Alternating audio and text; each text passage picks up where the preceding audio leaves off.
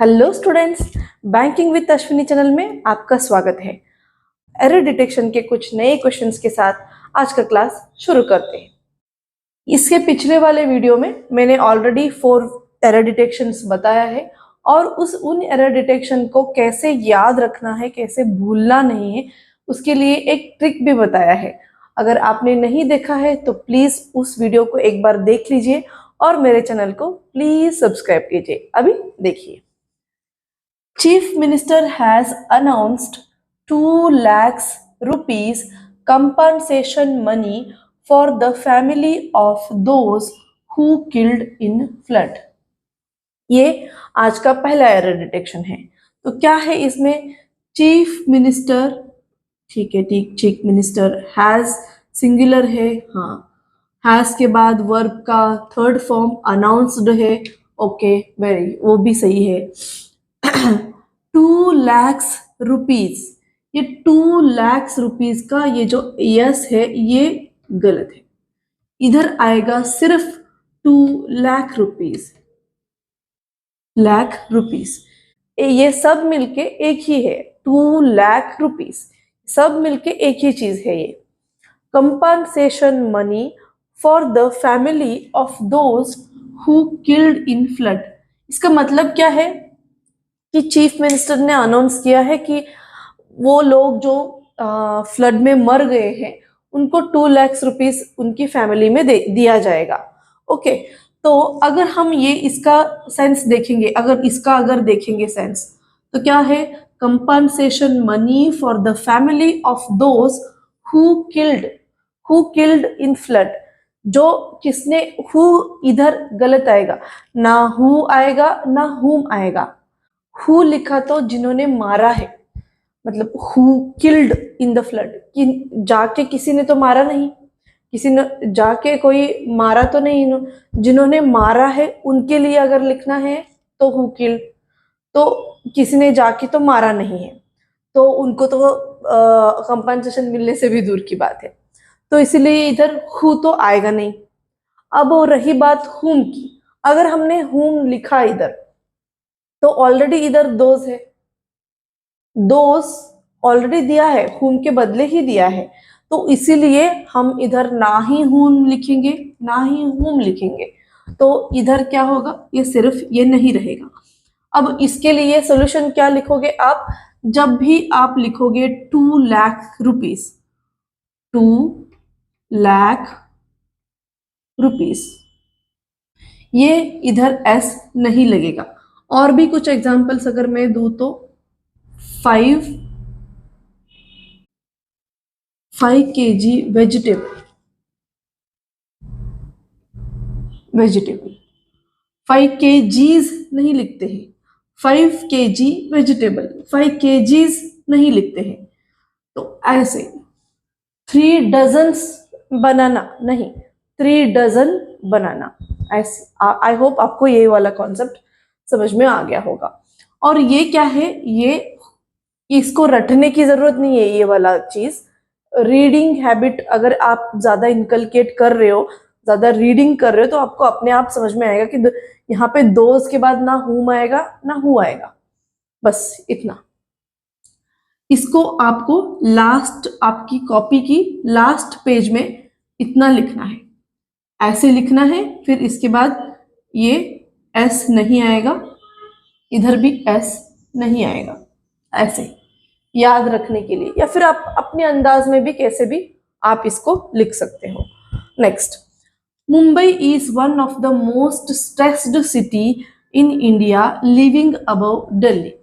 मतलब क्या है? मुंबई उन तमाम शहरों में से बहुत ज्यादा स्ट्रेस्ड सिटी है, at the same time Delhi को भी इसने पीछे छोड़ दिया, ये इसका मीनिंग है। अभी मैंने पिछले क्लास में ही बताया था कि one of the, some of the, few of the, ऐसे जब भी रहता है उसके बाद जो भी नाउन आएगा वो आपका प्लूरल में आएगा, तो ये सिटी ना होके सिटीज बन जाएगा। Then India living above Delhi, above नहीं रहता है, उसको साइड कर रहे हैं, तो ये इधर रहता है असाइड।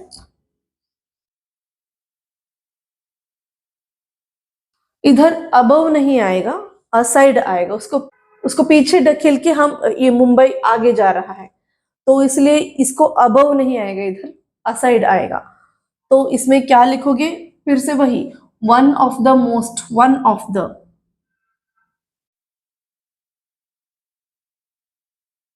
वन ऑफ द के बाद प्लूरल नाउन।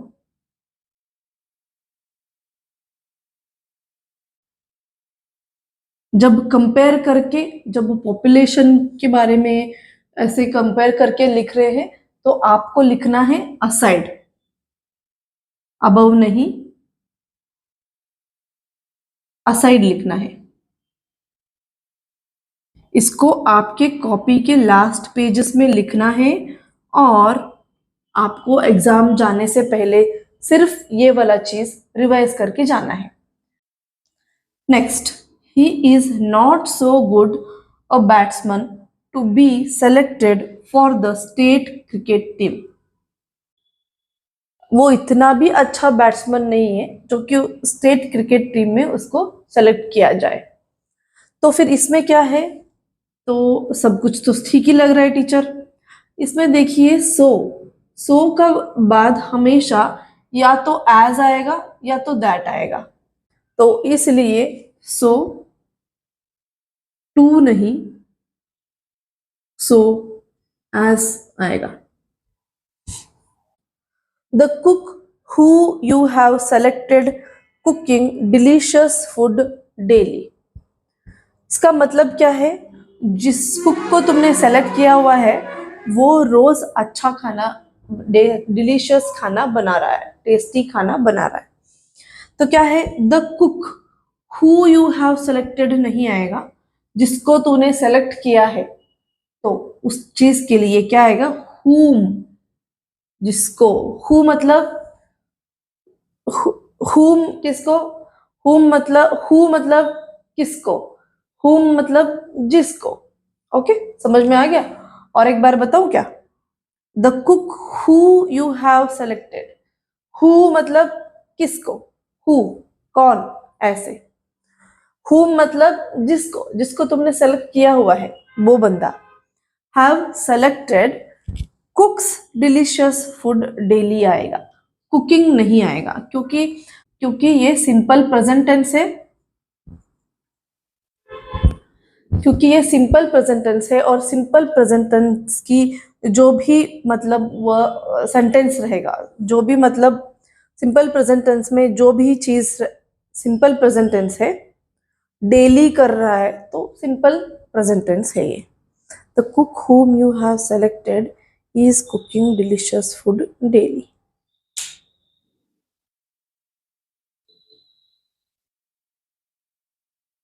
कुकिंग नहीं आएगा इधर, कुक्स आएगा, क्योंकि सिंपल प्रेजेंट टेंस है और डेली का बात चल रहा है, तो इसलिए सिंपल प्रेजेंट टेंस है,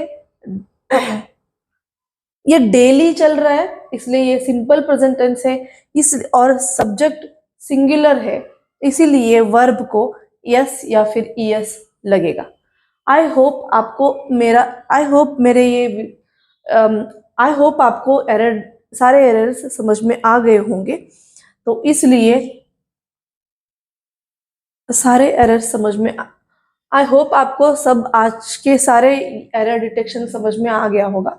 जिनका भी एसबीआई क्लर्क का एग्जाम अच्छा नहीं हुआ है, वो दिल हार के मत बैठिए। अभी आने वाले कुछ ही दिनों में आईबीपीएस के एग्जाम्स आने वाले हैं, तो उन्हीं एग्जाम्स के लिए ये सब बहुत काम आने वाला है आपको। मैं एरर डिटेक्शन की कुछ सीरीज, डीआई के कुछ सीरीज और नंबर सीरीज की कुछ सीरीज, जो कि आप अगर आप बिगिनर भी हो तो उनको भी, और जो आप प्रैक्टिस ऑलरेडी कर चुके हो उनको भी, एग्जाम में सीख के एग्जाम में याद कैसे रख के लिखना है, वो मैं सिखाने वाली हूँ। आई होप आपको ये मेरा वीडियो हेल्पफुल लगा होगा। प्लीज़ मेरे चैनल को लाइक कीजिए, शेयर कीजिए और सब्सक्राइब कीजिए। Okay bye, thank you.